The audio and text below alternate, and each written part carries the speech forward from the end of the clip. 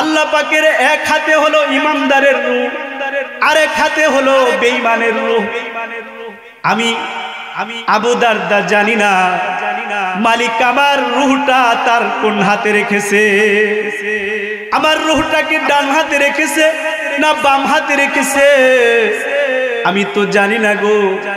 তার স্ত্রীকে ডাক দে, বলে যাও যাও যাই নামাজ বিছাও, যাই নামাজ বিছায়া আল্লাহর কাছে দোয়া করো, আল্লাহর কাছে মুনাজাত করো, আল্লাহর কাছে মাগফিরাত করো, আল্লাহ যাতে আমার মৃত্যুটা ইমানের হালতে দেয়। সুবহানাল্লাহ। দামি একজন সাহাবী আবু দারদা, আলেম সাহাবী, বিজ্ঞ একজন সাহাবী, শীর্ষস্থানীয় একজন সাহাবী, উনি নিজেকে কতটা ছোট মনে করতেছে। এরা তো জান্নাতি না, এরা তো জান্নাতি আগেই ঘোষণা হয়েছে। তারপরেও মৃত্যুর সময় ভয় যে আমার রূহটা কি আল্লাহ পাকের ডান হাতে না বাম হাতে, আমার রূহটা কি ইমানদারের হিসাবে না বেঈমানদারদের হিসাবে। যারা মাছ মারে এদেরকে আমরা জেলে বলি। কি বলি? জেলে বলি। আমাদের পাশেই নদী আছে, তাই না? আর যিনি মণি মুক্তা এগুলা যে পারদর্শী ওনাকে বলে জুহরি। তাহলে জেলের অভিজ্ঞতা হয় মাছের ব্যাপারে, আর একজন জুহরির অভিজ্ঞতা হয় মণিমুক্তা পরশ পাথরের ব্যাপারে। একদিন এক জেলে উনি মাছ ধরতে যেয়ে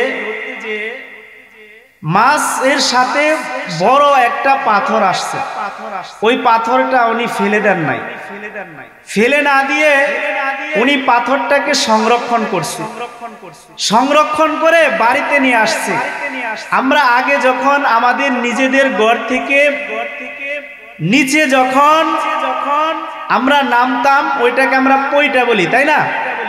তো সেখানে আমাদের পাশেই যে নদী, এখানে বুলক ফালানো আছে না, অনেকেই আমরা বুলক নিয়ে আমাদের দরজার সামনে পৌঁঠা বানায় রাখতাম যাতে ওঠানামা সহজ হয়।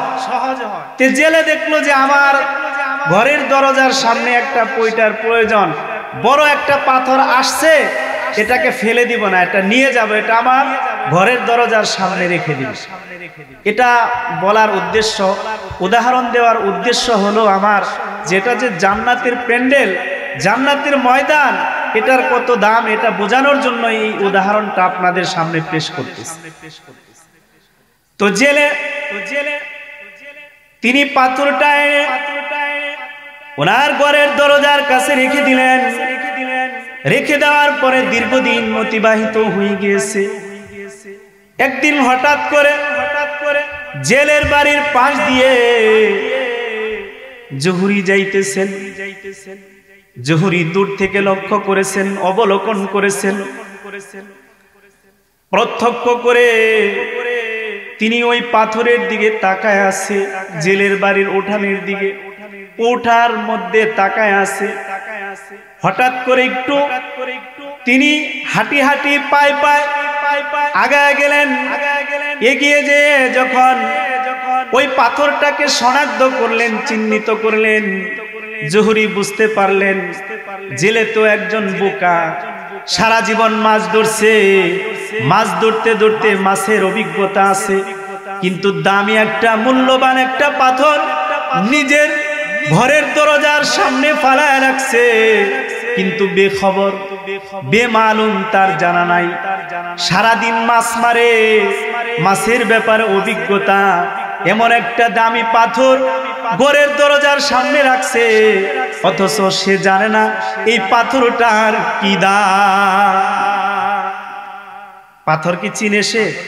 তো সাধারণ নরমাল পাথর না, কিন্তু ওই যে মাছ মারে, মাছ মারার অভিজ্ঞতা তার আছে, কিন্তু দামি একটা পাথর যে তার দরজার সামনে রেখেছে, বেখবর। আমরাও তো বেখবর। আমরা যদি এই কোরআনের প্যান্ডেলের মর্যাদা সম্পর্কে জানতাম, তাহলে সামনেই যখন রাস্তা থেকে নামলাম, ওই মেলার মধ্যে যে পরিমাণ মানুষ অংশগ্রহণ করেছে, ওই মানুষগুলা কি এখানে জান্নাতের প্যান্ডেলে আছে? ওই যে জেলে যেমন বেখবর, পরশ পাথর তার দরজার পইটার সামনে রাখা আছে, যেমন বেখবর যারা মেলায় ঘুরে, মেলা দিয়ে যারা চলাচল করতেছে, ওই জেলের মতো তারাও বেখবর, তারা জানে না জান্নাতের প্যান্ডেলের মর্যাদা, জালিসুর রহমান বেহেশতের বাগানের মর্যাদা সম্পর্কে তারা বেখবর। কি বলে?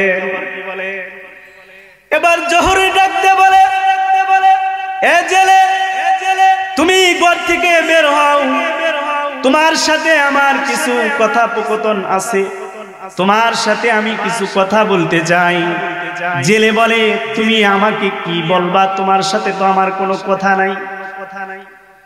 এবার জহুরি প্রস্তাব দেয়, প্রস্তাবনা করে, ও ভাই, তোমার ঘরের দরজার সামনে তুমি যে পাথরটা রাখছো, এই পাথরটা আমার কাছে বিক্রি করবা কিনা বলো।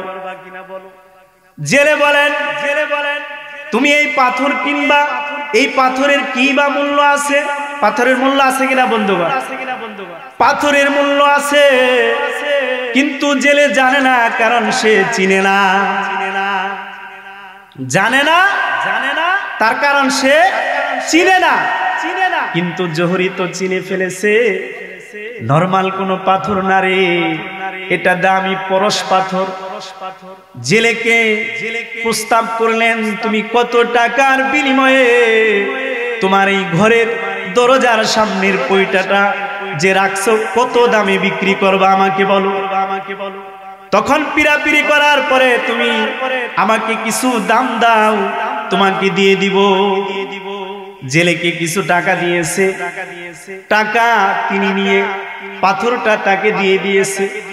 জহুরি ডাকতে বলে, আরে জেলে, সারা জীবন মাছ মারলি, কিন্তু দামি মূল্যবান জিনিসটা চিনলি না।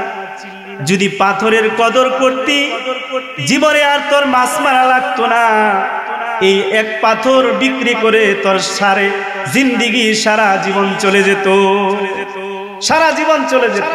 ওই যে চিনে না, যে এই জন্য মূল্য নাই। আমরা ওই জালিসুর রহমান বেহেশতের বাগান সম্পর্কে বেখবর, আমরা জানি না এটা কত দামি। আসমানের নিচে, জমিনের উপরে এর চাইতে দামি জায়গা কি আর আছে ভাই? এর চাইতে দামি আর মূল্যবান কোনো জায়গা নাই। যে ব্যাপারে আল্লাহর রাসূল হাদিসে পাকের মধ্যে বলেছেন, যেখানে কোরআন ও হাদিসের আলোচনা হয়, পর্যালোচনা হয়, তো আল্লাহ পাক ফেরেশতাদেরকে নিয়ে তাদের ব্যাপারে প্রশংসা করতে থাকে, তাদের ব্যাপারে গুণগান করতে থাকে, তাদের ব্যাপারে বলতে থাকে। আল্লাহ পাক যেখানে জান্নাতের বাগান, দুনিয়াতে যেখানে জালিসুর রহমান বেহেশতের বাগানের আয়োজন করা হয়, আল্লাহ পাক ডাক দিয়ে বলেন, ওই জায়গাটাকে ইল্লা হাফাতহুমুল মালাইকা, রহমতের ফেরেশতার দ্বারা বেষ্টন করে নেয়। দুনিয়াতে যখন সম্মানিত একজন ডিসি, এসপি, এ ধরনের প্রশাসনের বড় লোক যখন, বড় বড় লোক যখন যায়, তার আগে পিছনে পুলিশের গাড়ি, সেনাবাহিনীর গাড়ি থাকে কিনা বলেন? কেন থাকে? তার সেফটির জন্য, তার নিরাপত্তার জন্য। যেখানে জান্নাতের বাগান, জালিসুর রহমান বেহেশতের বাগানের আয়োজন করা হয়, আমার মালিক ওই জায়গাকে রহমতের ফেরেশতার দ্বারা তাদের সিকিউরিটির ব্যবস্থা করে দেন। শুধু তাই নয় বন্ধুগণ, আমার মালিক আল্লাহর পয়গম্বর বলেন, ইল্লা হাফাতুমুল মালাইকা ওয়া গাশিয়াতুমুর রাহমা, ওই মানুষগুলাকে আল্লাহ পাক তার রহমতের চাদর দ্বারা ডেকে নেয়। শুধু তাই নয় বন্ধু, ফেরেশতার দ্বারা বেষ্টন করে, রহমতের চাদর দ্বারা ডেকে নেন। এতটুকুই শেষ না, ইল্লা নাযালাত আলাইহিমুস সাকিনা ওয়া যাকারাহুমুল্লাহু ফী মান ইনদা। শুধু তাই নয় বন্ধুগণ, আমার আল্লাহর পয়গম্বর বলেন, যেই মানুষগুলা কুরআন ও হাদিসের আলোচনাগুলা শ্রবণ করতে থাকে, শুনতে থাকে, ওই মানুষগুলার উপরে আল্লাহ পাকের রহমত বর্ষণ হইতে থাকে, রহমত বর্ষণ হইতে থাকে। তাদের অন্তরাত্মা পুত পবিত্র হইতে থাকে, তাদের কলবের ময়লা দূর হইতে থাকে। জিকিরের মাধ্যমে কলবের ময়লা দূর হয় না, দিল পরিষ্কার হয়। যে যত বেশি জিকির করবে, তার অন্তর তত বেশি পরিষ্কার হবে, তার সাথে আল্লাহর তত বেশি ভাব হবে, আল্লাহর সাথে তার তত বেশি মহব্বত হবে। আল্লাহর সাথে যার মহব্বত হবে, সে কি জাহান্নামে যাবে?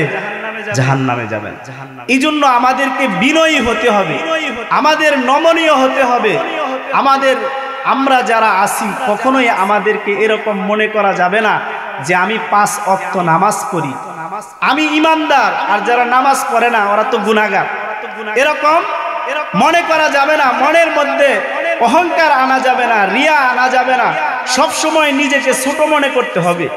নিজেকে যখন আপনি ছোট মনে করবেন, নমনীয় হবেন, তখন আল্লাহ পাক আপনার প্রতি মহব্বত করবেন। আল্লাহ পাক আপনাকে দুনিয়ার জমিনে দামি বানায় দিবেন। সুবহানাল্লাহ। হযরত বাইজিদ বুস্তামি রহমাতুল্লাহ আলাইহির নাম শুনছেন না? একটা প্রসিদ্ধ ঘটনা। বাইজিদ বুস্তামি রহমাতুল্লাহ আলাইহি দেখলেন যে বৃষ্টি হচ্ছে। উনি লক্ষ্য করলেন, খেয়াল করলেন বৃষ্টি হয় না, তাইলে মনে হয় আমি গুনাহগার। আল্লাহর ওলি না বাইজিদ বুস্তামি?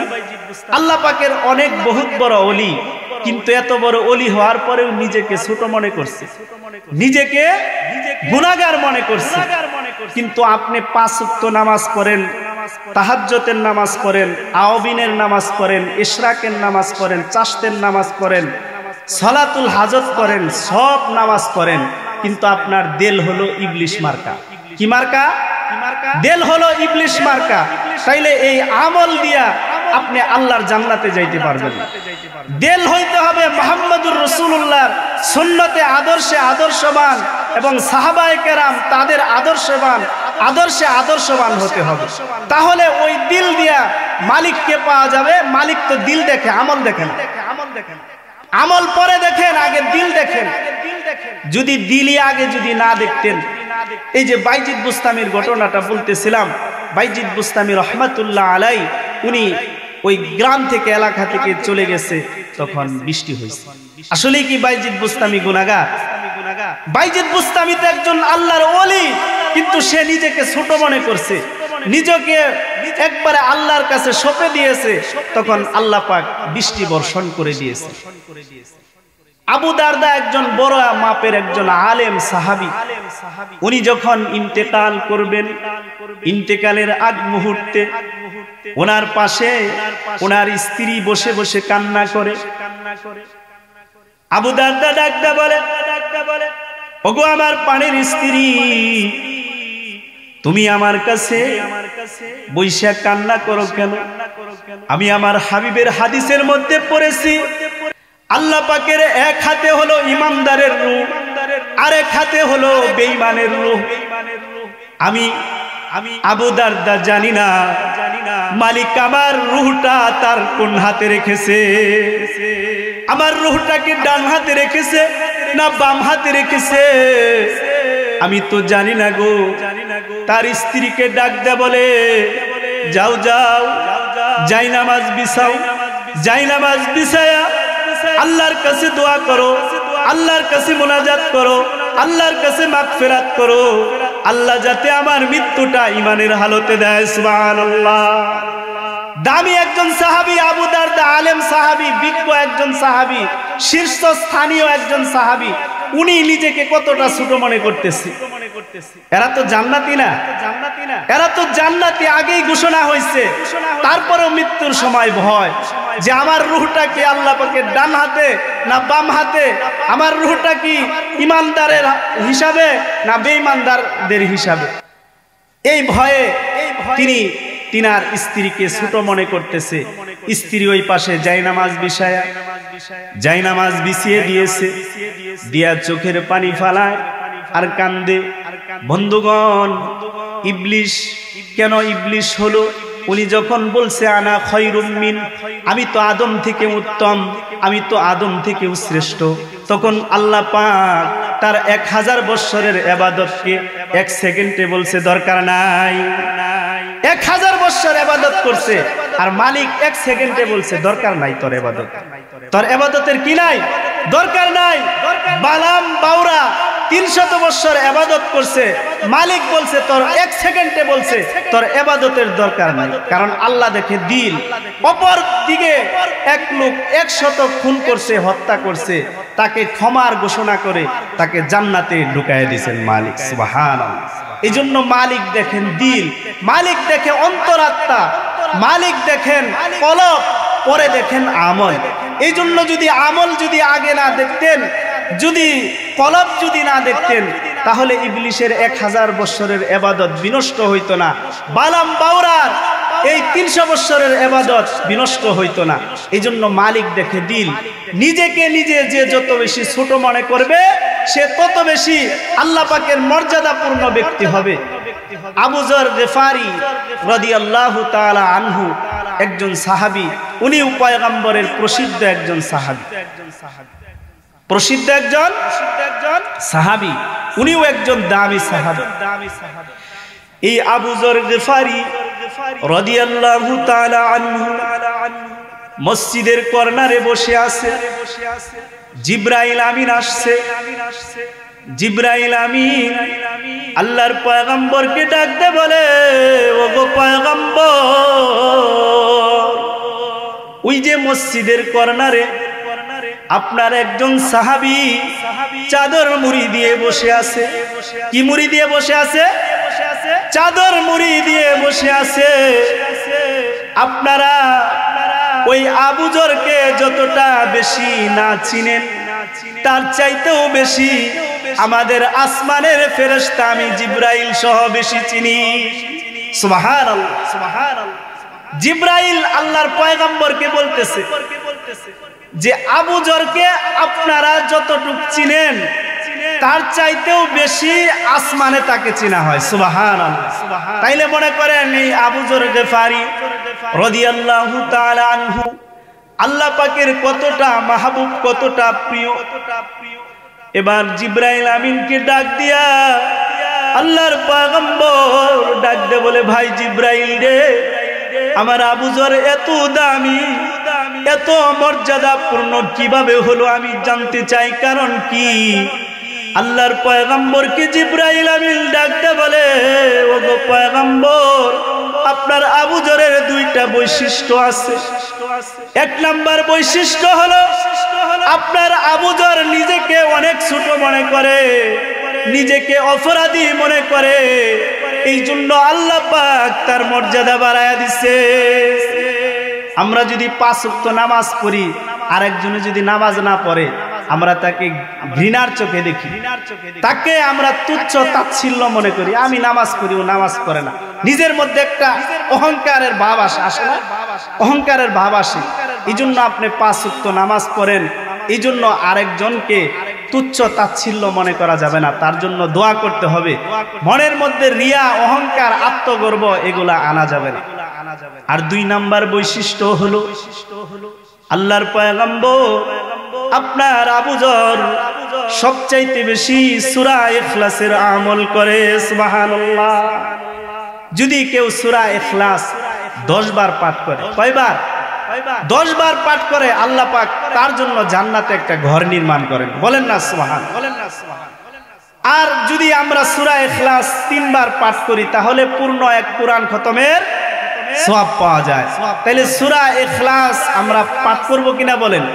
সূরা ইখলাস আমরা পাঠ করব। এটা দামি সূরা। এই সূরার মধ্যে তাওহীদ, আল্লাহ পাকের একাত্মবাদ, তিনি যে এক, এই কথার মধ্যে তার পরিচয় ফুটিয়ে তুলেছে। এই জন্য আমরা মোবারক একটা মজলিসের ভিতরে বসেছি। এই মজলিসটার দাম আল্লাহ পাকের কাছে আছে কিনা বন্ধুগণ? আছে। আম্মা জান আয়েশা সিদ্দিকা রাদিয়াল্লাহু তাআলা আনহার বয়স যখন 6 বছর, তখন তিনি রাসূল পাক সাল্লাল্লাহু আলাইহি ওয়াসাল্লামের সঙ্গে তার বিবাহ হয়। কয় বছর বয়সে? 6 বছর। যখন আম্মা জান আয়েশা সিদ্দিকা রাদিয়াল্লাহু তাআলা আনহার বয়স 9-এ উপনীত হয়, তখন পয়গম্বরের গৃহে যান। বলেন সুবহানাল্লাহ। একজন মেয়ের যখন 9 বছর বয়স হয়, তার কি খুব বুদ্ধি হয়? তার কিন্তু খুব বুদ্ধি হয় না, তার মধ্যে খেলাধুলার একটা স্বভাব থেকেই যায়। এই জন্য আম্মা জান আয়েশা সিদ্দিকা রাদিয়াল্লাহু তাআলা আনহা পয়গম্বরের গৃহে গেলেন। পয়গম্বর গৃহে যখন তিনি অবস্থান করলেন, অবস্থান করার পরে আম্মা জান আয়েশা সিদ্দিকা রাদিয়াল্লাহু তাআলা আনহার যখন নববধূর সাজে তাকে সাজানো হয়েছে, পয়গম্বরের গৃহে যাবেন, এমন সময় দেখা গেল তার হাতের মধ্যে একটা পুটলা, একটা ব্যাগ। একজন মহিলা ডাকতে বলে, ওগো আয়েশা, তুমি তো পয়গম্বরের গৃহে যাবা, কিন্তু তোমার হাতের ভিতরে এটা কি আমাকে একটু বলো। আয়েশা ডাক দিয়ে বলে, আমি এই ব্যাগের ভিতরে কি নিয়েছি এটা তোমার কাছে তো আমি বলবো না, এটা আমার পার্সোনাল একটা জিনিস, এটা আমি তোমার কাছে বলাটা জরুরি মনে করি না। কিন্তু নাসরবান্দি ছাড়ে না, বারবার পিড়াপিড়ি করার পরে আম্মা জান আয়েশাকে যখন শক্ত করে ধরেছে, ধরার পরে আম্মা জান আয়েশা বলেন, এই ব্যাগের মধ্যে আমি কিছু খুঁটি মাতিল আর কিছু খেলনা নিয়ে গেলাম, কারণ পয়গম্বর আমি ছাড়াও তো আরো 10 জন স্ত্রী আছে। কয়জন? পয়গম্বর তো আমাকে সব সময় দিবে না, যখন পয়গম্বর আমার কাছে থাকবে না তখন আমি এই খুঁটি মাতিল খেলনা দিয়ে খেলা করব। সুবহানাল্লাহ। বন্ধুগণ, এই ঘটনাটা বলার উদ্দেশ্য হলো, আপনারা আসমানের নিচে জমিনের উপর বসেছেন, এই জায়গাটার কত দাম, কত মূল্যবান, এটা বোঝানোর জন্য এই ঘটনাটা বলতেছি।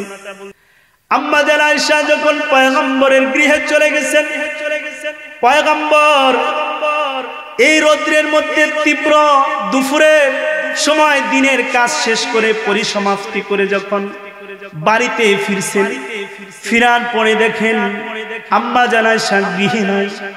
তখন আল্লাহর পয়গম্বর রাগ করে নাই, কিন্তু আমরা যদি বাড়িতে আয়েশা স্ত্রীকে না পাই, এমন এক সময় ছিল আজ থেকে 15-20 বছর আগে, ফজরের নামাজের আগেই তো আমাদের মুরব্বীরা নাঙ্গল জোয়াল গরু নিয়ে বের হতো কিনা বলেন। স্ত্রীদেরকে বলতেন, বন্ধুগণ এখান থেকে শিক্ষণীয় বিষয়, একজন স্বামী স্ত্রীর সাথে কেমন আচরণ করবে আর স্ত্রী স্বামীর সাথে কিরূপ আচরণ করবে, এই ঘটনা থেকে প্রতীয়মান হয় পয়গম্বর তার স্ত্রীদের সাথে কেমন আচরণ করেছেন। পয়গম্বর রাগ করে নাই, তালাশে বের হয়ে গিয়েছে। আম্মা জান আয়েশাকে যা দেখলেন মসজিদে নববীর সাথে টেক লাগায়া যুদ্ধের প্রশিক্ষণ তীরন্দাজ খেলা হইতেছে, ওই খেলাগুলা দাঁড়ায়া দাঁড়ায়া দেখতেছে। আল্লাহর পয়গম্বর আম্মা জান আয়েশার পিছনে দাঁড়ায় গেছে, কিন্তু আম্মা জান আয়েশা টের পায় নাই, বুঝতে পারে নাই। এই জন্য আম্মা জান আয়েশা যখন দীর্ঘ সময় খেলা দেখছে, খেলা দেখার পরে তার অন্তরের মধ্যে উদয় হয়েছে, না জানি পয়গম্বর গৃহে যদি আসে আর আমাকে যদি না পাই তাহলে তো তালাশ করবে। এই কথা মনে করে শুধু চেহারাটা ঘুরাইছে, চেহারাটা শুধু ফিরিয়েছে, ফিরায় দেখে পয়গম্বর তার নাকের ডগায় দাঁড়ায় আছে। সুবহানাল্লাহ। আম্মা জান আয়েশা কি কিছু বলে নাই, গৃহে চলে গেছে। আল্লাহর পয়গম্বর আম্মা জান আয়েশা ওই দিনকার ঘটনা সংক্ষিপ্ত করতেছি। আম্মা জান আয়েশা সিদ্দিকা রাদিয়াল্লাহু তাআলা আনহা দেখলেন মসজিদে নববীতে টেক লাগায়া যে খেলা দেখলেন, ওইখান থেকে আসলেন। আসার পরে পয়গম্বর ওই রাত্রেই মসজিদে নববীতে সাহাবায়ে কেরামকে নিয়ে আলোচনা করতেছিলেন, পর্যালোচনা করতেছিলেন। পর্যালোচনা করার পরে আম্মা জান আয়েশা অপেক্ষার প্রহর গুনতেছে, পয়গম্বর যখন আসবে পয়গম্বরের সাথে একসাথে খানা খাবে। এটাই হলো প্রতিটা স্ত্রীর আদর্শ ছিল আগে। এখনকার বর্তমান স্ত্রীরা স্বামীর জন্য আর অপেক্ষা করে না। স্টার জলসা, জি বাংলা, কিরণমালা, এগুলার সিরিয়াল একটার পর একটা আছে, এগুলা দেখতে হবে। এই জন্য সব তরকারি ভাত টেবিলের মধ্যে রেখে প্রস্তুত করে রাখে আর বলে সব বেড়ে খাও। কিন্তু পয়গম্বরের স্ত্রী আম্মা জান আয়েশা রাসূলের জন্য অপেক্ষার প্রহর গুনতেছে। বন্ধুগণ, ঘটনা সংক্ষেপ করতেছি। আল্লাহর পয়গম্বর যে মসজিদে নববীতে বয়ান করতেছেন, আম্মা জান আয়েশা স্বপ্নের মধ্যে দেখলেন পয়গম্বরের শরীর মোবারকটা ভিজে গেছে। এই জন্য আম্মা জান আয়েশা দেরি করে নাই, স্বপ্ন থেকে জাগ্রত হয়ে পোশাকগুলা নিয়ে পয়গম্বরের কিছু পোশাক নিয়ে বাবুন নবী, যেই দরজা দিয়ে আমার আপনার পয়গম্বর বের হবেন, ওই দরজার কাছে দাঁড়ায় আছে। যখন বয়ান শেষ করে আল্লাহর পয়গম্বর বাবুন নবী দরজা দিয়ে বের হবেন, আম্মা জান আয়েশাকে দেখে বলে, ওগো আয়েশা, কখন তুমি এখানে এসেছো? যদি একবার তুমি আমাকে স্মরণ করতে, তোমার ডাকে তো আমি সাড়া দিয়ে দিতাম। পয়গম্বর বলে, আম্মা জান আয়েশা বলে, ওগো পয়গম্বর, যখন মসজিদে নববীতে টেক লাগায়া যুদ্ধের প্রশিক্ষণের খেলা দেখতেছিলাম, আমার পিছনে আপনি লম্বা সময় দাঁড়ায় আছিলেন। কারণ যেই নবীর কাছে ফেরেশতা কুলের শিরোমণি জিবরাইল আমিন আসে, ওই নবীর সময়ের এত দাম, সময়ের এত দাম, কিন্তু ওই পয়গম্বরও আমার পিছনে দাঁড়ায়া আমারে নিয়ে খেলা দেখছে। আর ওই পয়গম্বর মসজিদের নববীতে বয়ান করতেছে সাহাবায়ে কেরামকে নিয়ে, আমি কিভাবে ডাক দেই? আমি তো ডাক দিতে পারি না। এবার পয়গম্বর যখন আসছে, আম্মা জান আয়েশা বলে, আমি স্বপ্নে দেখলাম আপনার শরীর মোবারকটা ভিজে গেছে, এই জন্য আমি শুকনা কাপড় নিয়ে আপনার কাছে উপস্থিত হয়েছি। আল্লাহর পয়গম্বর মুস্কি একটা হাসি দিয়া বলে, ওগো আয়েশা, আমার শরীরটার মধ্যে টাচ করে দেখো, আমার শরীরটা একটু ভিজে না। তখন তার চেহারাটা একটু মলিন হয়েছে। আমি এর আগে যতগুলা স্বপ্ন দেখছি, সবগুলা স্বপ্ন আমার বাস্তবায়ন হয়েছে, কিন্তু আজকে আমি যে স্বপ্ন দেখলাম, তাহলে আল্লাহ পাক কি আমার কাছ থেকে এই নিয়ামতটা ছিনিয়ে নিয়েছে? আল্লাহর পয়গম্বর বুঝতে পারছে, ওগো আয়েশা, তোমার নিয়ামত ছিনিয়ে নেয় নাই। তুমি যে বৃষ্টির ফোঁটা পড়তে দেখছো, এটা দুনিয়ার কোনো নরমাল বৃষ্টির ফোঁটা না, এটা হলো আল্লাহ পাকের রহমতের বৃষ্টির সকিনার ফোঁটা। এই ফোঁটা যেখানে পড়ে, ওই কলবটা পবিত্র হয়ে যায়, ওই কলবটা আল্লাহ পাকের জন্য হয়ে যায়, সে আল্লাহ পাকের মাহবুব হয়ে যায়, সে একজন খাঁটি বান্দায় পরিণত হয়ে যায়, সে আল্লাহ পাকের একজন মেহমান হয়ে জান্নাতের মেহমান হয়ে যায়। সুবহানাল্লাহ।